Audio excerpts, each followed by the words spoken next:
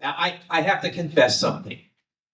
4 years ago, when we were nominating, and that was the convention in Orlando, I was not a Spike Cohen partisan. I wasn't. I've been around a long time, and I have to tell you, I have a personal little bit of hesitation when people show up as what we call celebritarians, and I'm always a little hesitant. I'm proud to say today I was wrong. I'm sold on this man, and I'm really pleased that we're able to have him here as our keynote speaker, Spike Cohen. Thank you.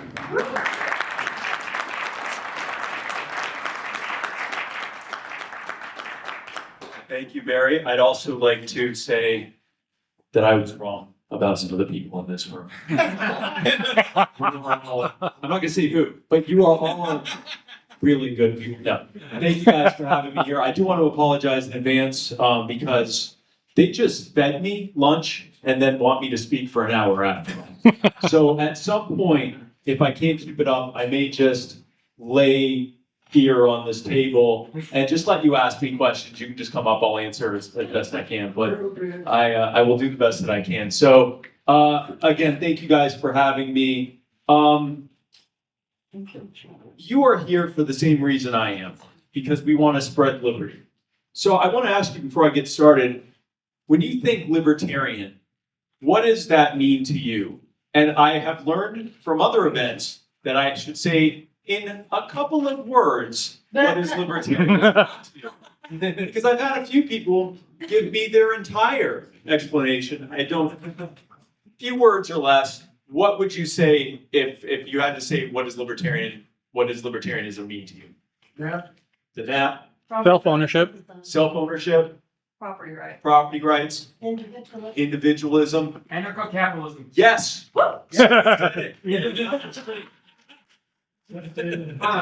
don't want to, go too far, but yes, that's actually the correct answer. No.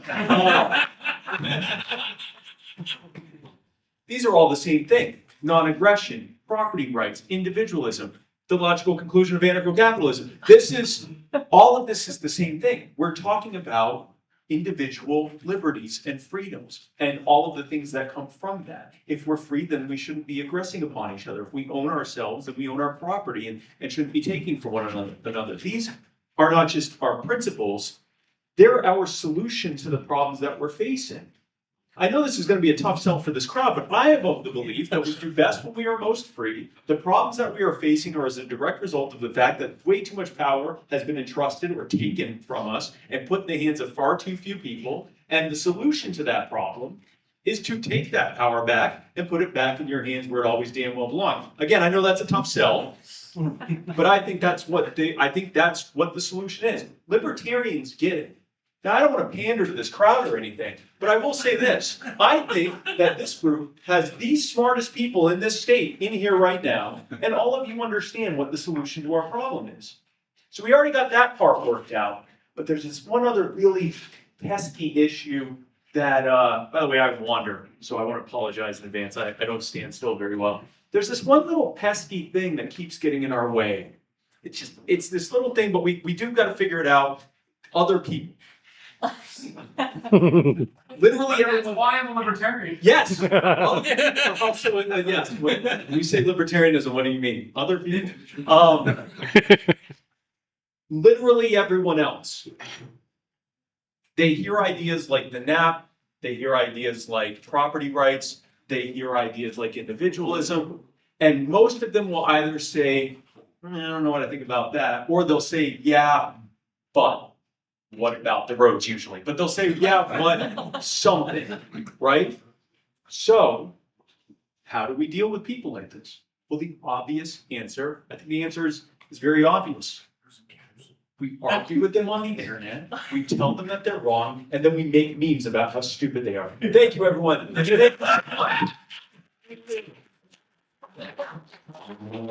No, I'm concerned about the applause for that. We are the best arguers. That's both good and bad. We often end up arguing with each other. Mostly because no one else wants to argue with us. But we are really, really good at it. Iron does sharpen iron. I would argue that our iron is sufficiently sharp at this point. We could cut anything. We could cut diamonds with our iron. The thing is, we aren't trying to cut diamonds, we're trying to convert people. And so I believe, as much as I love arguing on the internet, as much as every other real libertarian here, even some of the ones here who aren't real libertarians, again, I'm not going to say anyone's names, but as much as I love to argue, I would argue that we should actually be doing less arguing.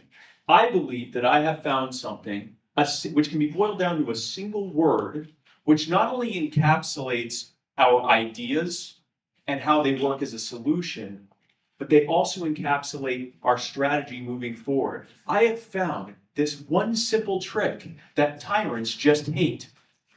I didn't need to do that because you're already here, so I don't have to do clickbait. But I found one word that I think does all of that, and that word is respect. Case in point, everyone here raise your hand who's against respect. Yes, exactly. Usually there's at least one, but this is a good crowd. Well, that's a good point. That's an excellent question. Respect for who? So let's talk about that. Deep down, intuitively, everyone has a connection with the idea of respect. But then the question becomes, respect for who? Well, technically, respect for everyone. But let's talk about that. In order for each of us to get here, from where you live to here, you had to come into very close proximity with hundreds, thousands, maybe even tens of thousands of people. I flew here from Myrtle Beach. I had to come into relatively close proximity with upwards of 100,000 people to get here because of all the different airport connections and all of that. I had to come into contact with a lot of people. Basically, none of them have I ever met or will I ever meet again, or if I do, I wouldn't have known it.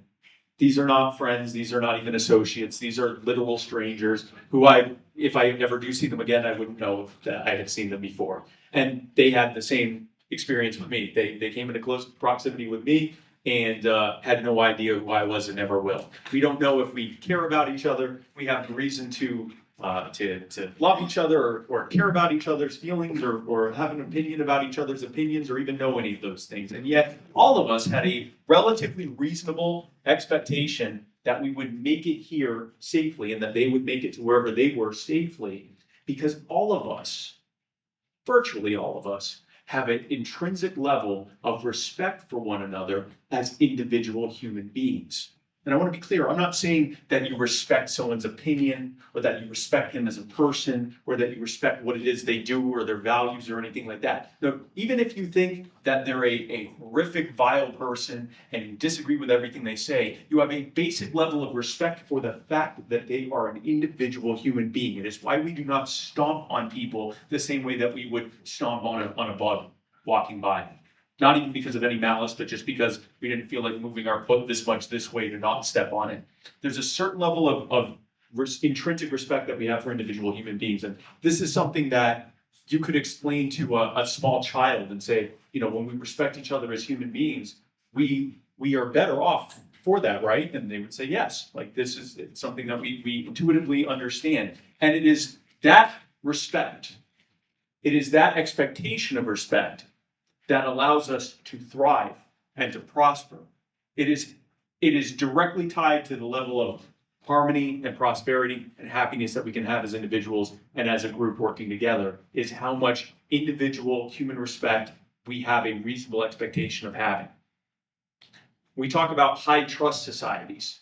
High trust for what? That you will be respected as an individual human being. We don't even have to say it. It's that intrinsic. Consequently, or conversely, when we have less of that respect, then we are less prosperous. We feel less safe. We are less able to thrive. We are less harmonious, and obviously we're less happy as a result of that. I'll give extreme examples like, war-torn parts of the country, war zones, high crime areas where there's lots of crime. Congress. These are examples of places where there's a tremendously small amount of human respect, and as a result, people are not prospering. And I should actually, I joke when I say Congress, but actually the Congress people have a tremendous amount of respect for each other as individual human beings. They feel very safe and very happy and harmonious, but they impose something else on us. They impose disrespect on us. and we suffer as a result of that. So this is something that people, without even having to necessarily articulate it or even have ever thought of it, it's something people intrinsically understand. We expect that of others.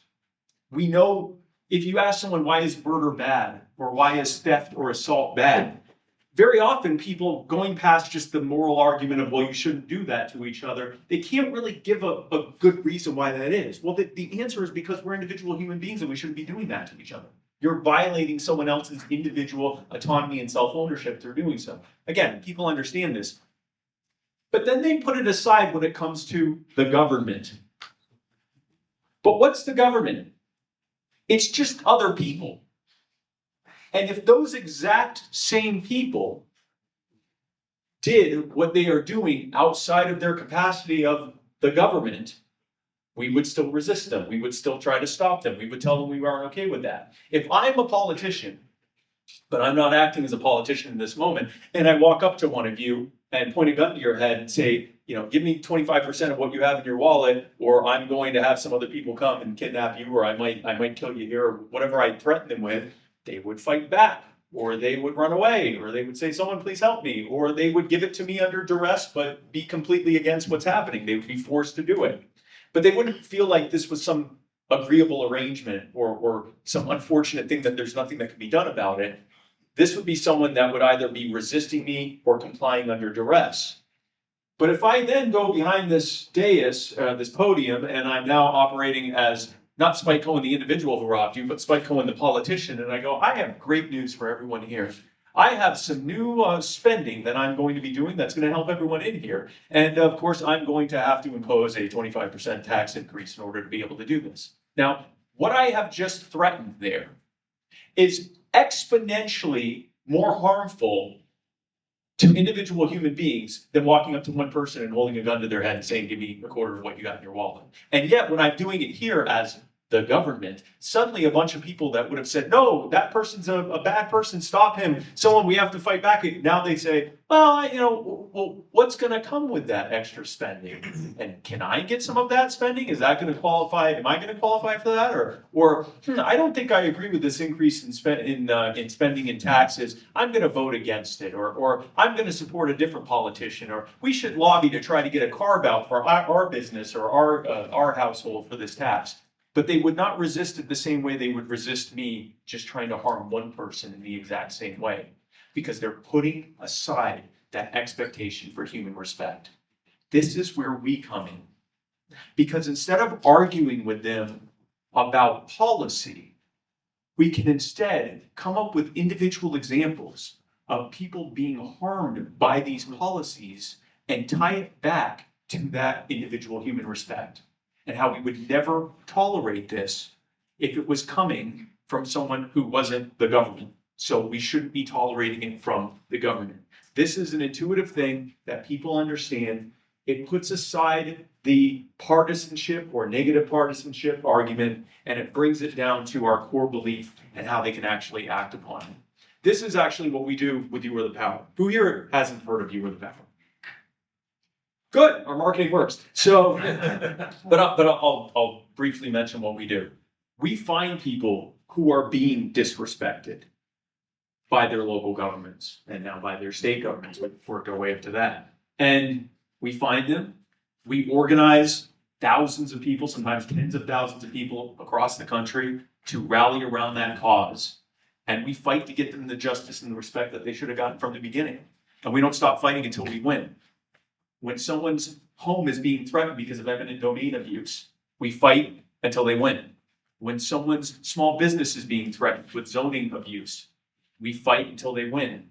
When someone's great-grandfather is being kicked out of their home because the property is zoned for single-family usage and a great-grandfather isn't your immediate family according to their rules, so that makes it multifamily usage, we step in and we fight until we get them the justice and respect that they should have been given from day one.